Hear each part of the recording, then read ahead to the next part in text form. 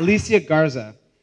Okay, raised in a Jewish household, founder of Black Lives Matter, one of the founders of Black Lives Matter, um, special projects coordinator of the Domestic Workers Alliance, an amazing woman, an incredible citizen, a powerful figure in organizing and politics, and a hero to a lot of people. So first of all, I just want to say I'm so honored to be sitting next to a goddess like you right now.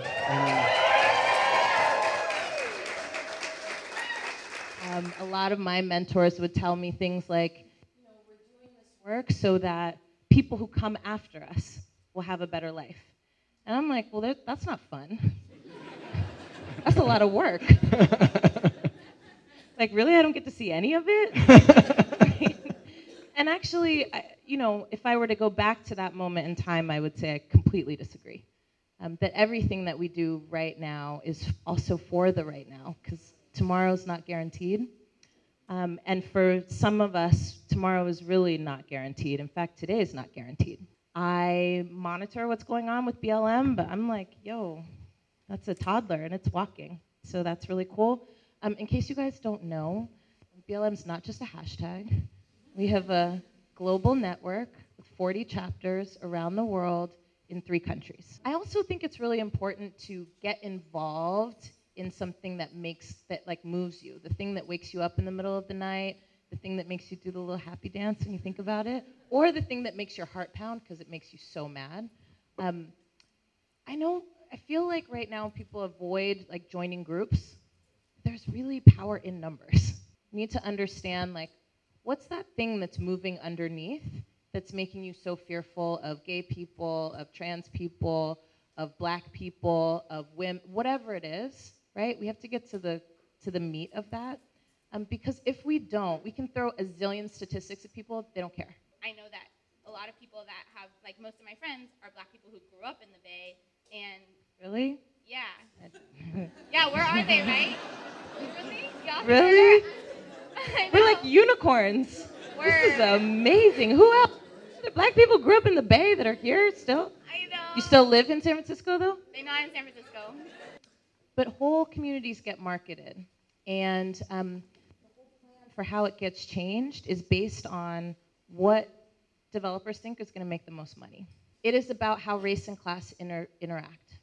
And so in a city where the black population has dropped faster than any other major US city outside of post-Katrina New Orleans, black folks are not gentrifying San Francisco. Now, does that mean that black folks who are making some money aren't moving into communities that are trying to become trendy? Yeah. And in that way, we are part of that process. But that is not happening in mass. And both the kind of rich cultural history of the black diaspora and also the deep and significant challenges that black communities face.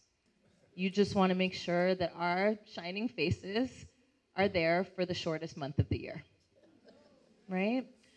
How do we reclaim protest as a part of a larger strategy rather than protest as merely an expression of what we're upset about? And people want to know, well, how come black people don't get involved? Well, that's not true. We do get involved. And in fact, we keep saving democracy. Being black in San Francisco is not easy.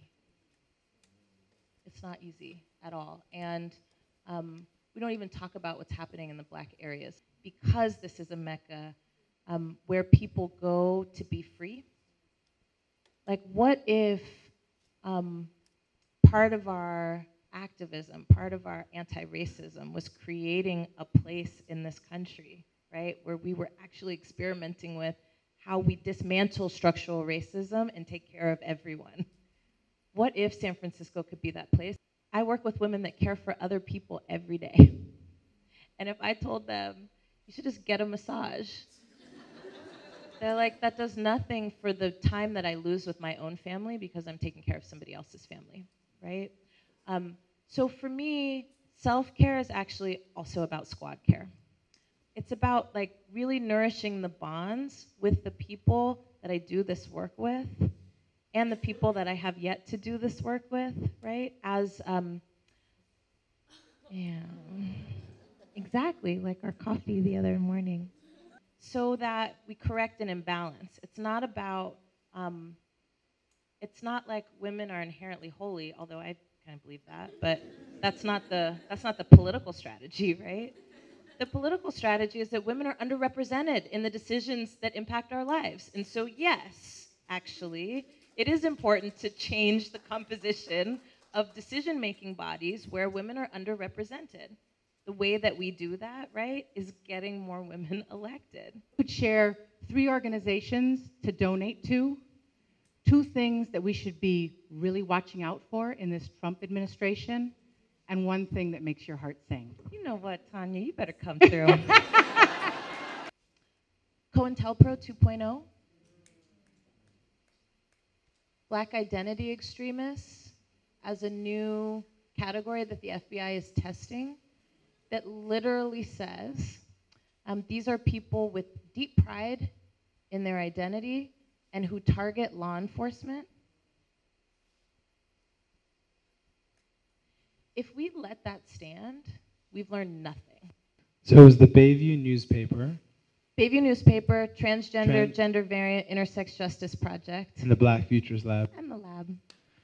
Wow, can everyone